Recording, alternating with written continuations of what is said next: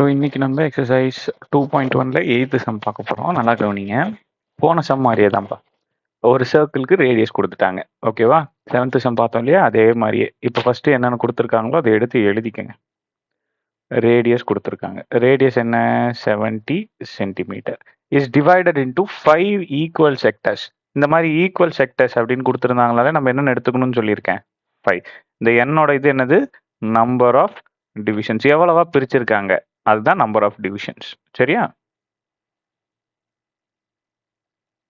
Right. ஒரே நிமிஷம்ப்பா.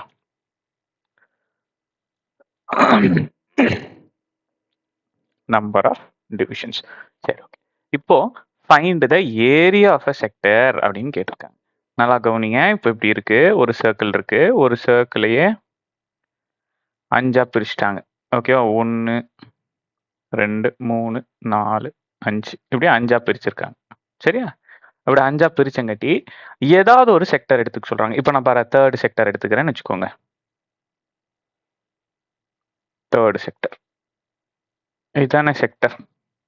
இந்த third செக்டரோட area கேட்குறாங்க. இந்த பாரு, இதுதான் ஏரியா. ஆமாவா? ஸோ அப்போ அதுக்கான ஃபார்முலா என்ன? Area is equal to 1/n into ஏரியான்னு வந்துருச்சுனாலே πr² தான்ப்பா.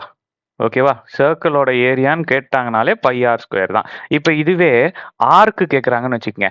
ஆர்க்குன்றது இந்த பார்ட் மட்டும் தான் ஆர்க்கு.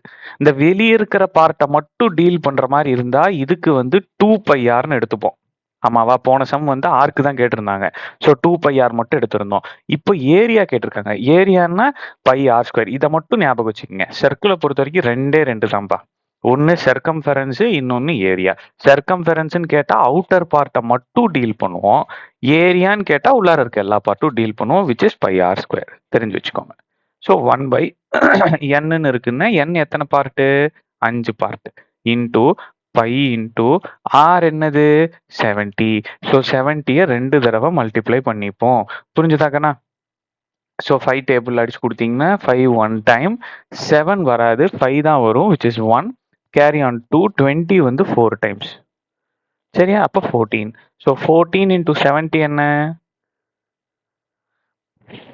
4 zeros are 0, 4 sevens are 32, 1 zeros are 0.